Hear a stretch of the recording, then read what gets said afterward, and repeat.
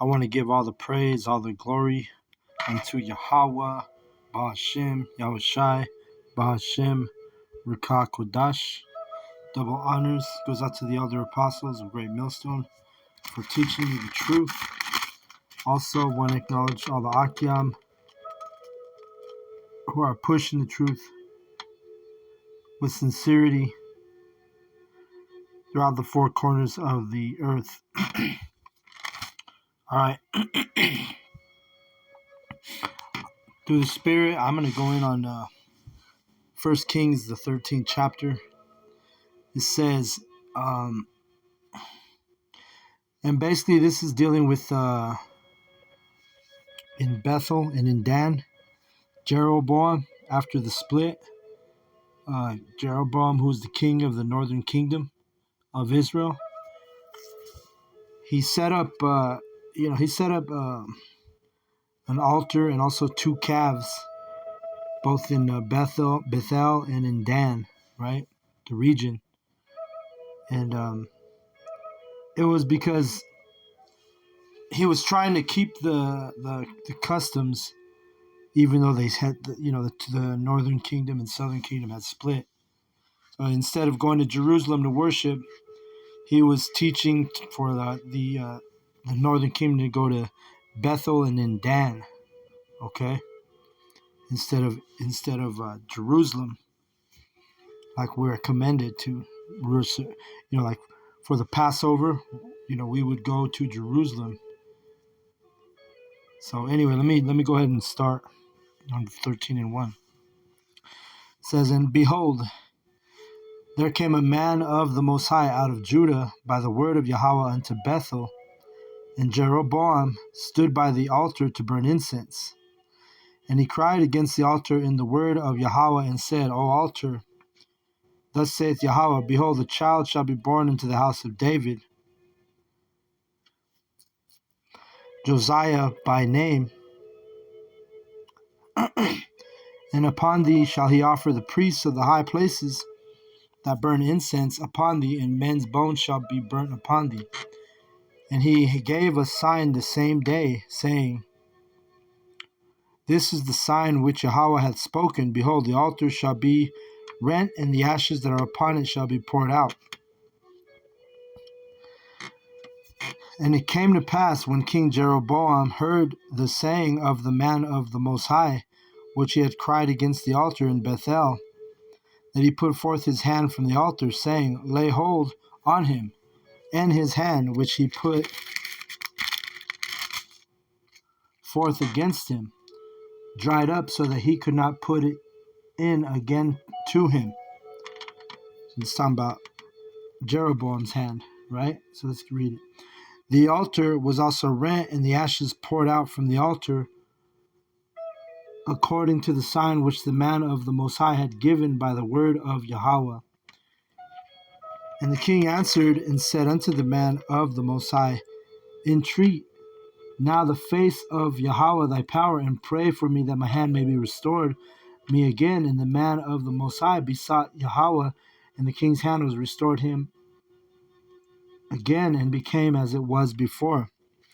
So basically, Jeroboam, his hand dried up because he was doing a wicked thing. Like I said, first of all, he was, like I said, he was trying to keep the custom, offerings on the altar. But the problem is he broke the custom, and he created his own way, if you will, because he instead of allowing the northern kingdom Israelites to keep the law of going to Jerusalem, they were doing it in the wrong place, in Bethel and in Dan. So when the man of Judah came, right, he would have been of the southern kingdom, and he saw this happening. He was, it was like a divine intervention, and he witnesses Jeroboam and his hand dry up, because Yahweh obviously had, that was the work of Yahweh, where his hand dried up. I'm talking about Jeroboam. So let's keep reading. And he had to use, he said the man of the Most High besought Yahweh, which that word besought, it means to ask urgently, right? So he had to ask urgently for Jeroboam's hand to be restored. Okay, in verse 6. So let's read 7. And the king said unto the man of the Most High, come home with me and refresh thyself, and I will give thee a reward. Right? So he's trying to reward him because it was the man of Judah, the southern kingdom, who restored the king's hand. So now he's trying to give him a reward. Let's read it. Verse 8. And the man of the Most High said unto the king, if thou wilt give me half of thine house, I will not go in with thee, neither will I eat bread nor drink water in this place. So he was, like it says, he was a man of God. He was a man of the Most High. He was not about to be sold out or take a bag, because he knew what Jeroboam was doing was wicked, right? So he's like, whatever, you can give me half of your belongings, I still won't take it, he says, Let's keep reading. Verse 9. For so it was charged me by the word of Yahweh, saying, eat no bread, nor drink water, nor turn again by the same way that thou camest. So the Spirit of Yahweh had already given him instructions, right? Not to eat the bread or drink the water. And also when he came, he needed to leave. When he leaves, he needs to go a different way than he came, right? Let's read verse 10. So he went another way and returned not by the way that he came to Bethel. So he was doing good at first, as we keep reading, right? He did what Yahweh had commanded him to do.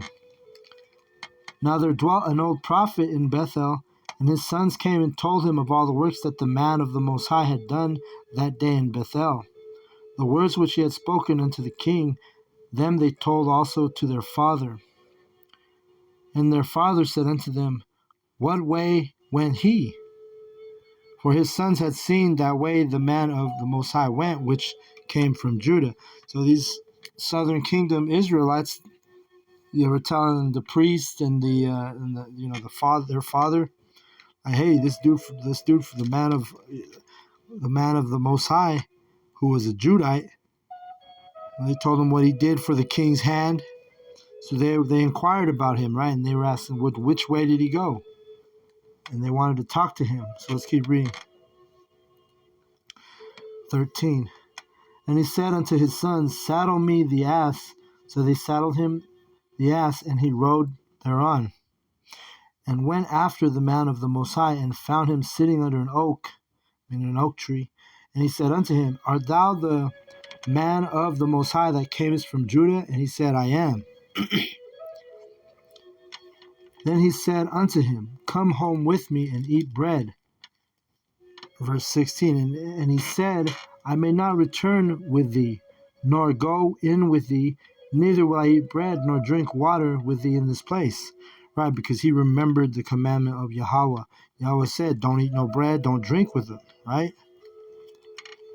You don't want to really be breaking bread with wickedness, right? That was a commandment. Verse 17. For it was said to me by the word of the Most High Yahweh, thou shalt eat no bread nor drink water there, nor turn again to go by the way that thou camest. So he's telling, the priest of the southern kingdom, like what Yahweh instructed him to do. Verse 18. He said unto him, I am a prophet also, as thou art. And an angel spake unto me by the word of Yahweh, saying, bring him back with thee into thine house, that he may eat bread and drink water. But he lied unto him. All right, so this shows you can't even trust. Well, we already know we only trust Yahweh B'Shem Yahushai, but there's false prophets in this thing of ours that you can't trust. You can't trust everybody, man. You have to have a discerning spirit, and especially in this case, if Yahweh had given you instruction, you better be on following the instructions of the Most High, right? because this guy, he's like, hey, I'm a prophet also, but he's lied to him. He said, come back and eat, and he said an angel. He even lied and said an angel spake to him. So let's read. So he went back with him, and he did eat bread in his house and drank. And it came to pass, as they sat at the table, that the word of Yahweh came unto the prophet that brought him back. And he cried unto him, unto the man of the Most High that came from Judah, saying, Thus saith Yahweh, for as much as thou hast disobeyed the mouth of Yahweh, and hast not kept the commandment which Yahweh thy power commanded thee, but camest back, and hast eaten bread and drunk water in the place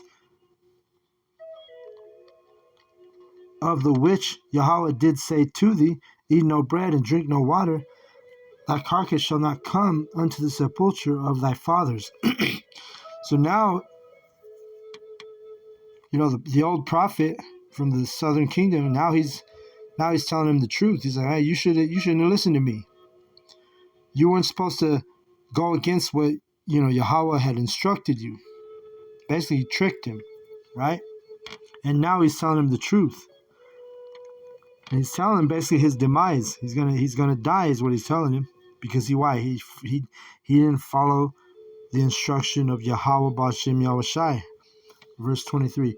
And it came to pass, after he had eaten bread, and after he had drunk, that he saddled for him the ass, to wit, for the prophet whom he had brought back. And when he was gone, a lion met him by the way, and slew him. And the carcass was cast in the way, and the ass stood by it. The lion also stood by the carcass. So I'm going to just stop right there, and we got to think about what's going on here. This is, this is how, I remember when I was first,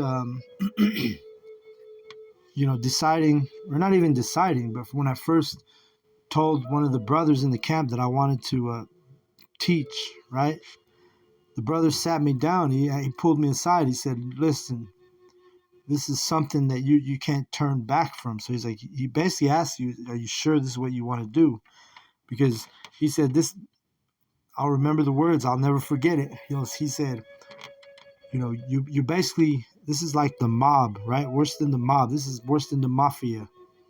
Because this is Yahweh, right? He can put you to death if you choose not to do the work. If you choose not to, it's better to be cold than to be lukewarm in this truth. It's better to never be a part of this truth, never be a part of the prophets, than to be a prophet for a season and then turn around and change your mind and look back. And we've had examples of this even in our own camp, when men have changed their mind on doing the work. You don't do the will of Yahweh Ba'Shem Yahushai after you basically you decide you're going to do it, and then you decide you're not going to do it. We've seen quick judgment happen in situations like this. There was just a man, I don't remember which camp it was, but it was recent, where he told his camp that he wasn't going to do the work anymore. And literally the next day, the Most High put him to death. So this is the seriousness of this engagement, if you will, right? It's a very, very serious thing. It's not to be played with. It's not to be. It's not something that you can go back and forth on, right? We've had a guy in our camp. He was reading scriptures, reading out verses, a couple years back, and he kind of, he fell out for whatever reason.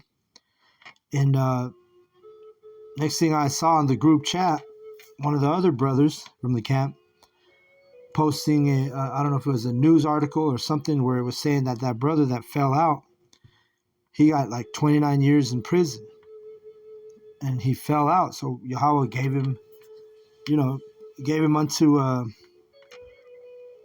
basically a life sentence in prison, So this is like a very, very serious, thing. It's not something that to play with. Being, in this truth, you can't say, basically, if you're not sure, You never want to enter this thing of ours. And again, Yahweh puts the spirit on us to do this. And I remember when I first decided that I wanted to take it a step further and be an apostle, which that word apostle means to send out, send away to teach. When I decided I wanted to prophesy on the street, it was never, for one, I didn't even know what I was getting into. For two, it was never a doubt in my mind of what I wanted to do in that moment. But this is not about me. I'm just explaining the seriousness of this engagement. As being a teacher of Yahweh Bashem Yahushai. All right, you're better off never entering this thing than entering it and then falling out. Just like in this case right here, this man, the man of the Most High, the man of Judah, the man of the southern kingdom that I'm reading about, he would have been better off just to follow the instruction of Yahweh Bashem Yahushai instead of listening to an old prophet from the southern kingdom, which led him astray, which that was wicked in itself. See? But again, everything is the will of Yahweh Bashem Yahushai. But this thing of ours that we like, as all elder apostle Gabar always calls it, this thing of ours, it's not to be played with, man. And we literally move by fear, right? We move by fear in this truth. Like, I can speak for all the brothers in our camp here in Denver that we fear missing camp or missing the lessons or not doing the work. So we fear Yahweh at the end of the day. And so it's okay to fear Yahweh, but you never fear men more than Yahweh, or you never, you always, like, if this prophet that I'm reading about, if he would have just stuck to his guns, then that lion wouldn't have devoured him. But it happened so quick, as basically the next day after he disobeyed Yahweh Bashem Yahushai. And we've seen I'm telling you, man, we've seen this happen in the camps. We've seen men tell brothers and tell camps that they don't want to do the work anymore. That we've seen them,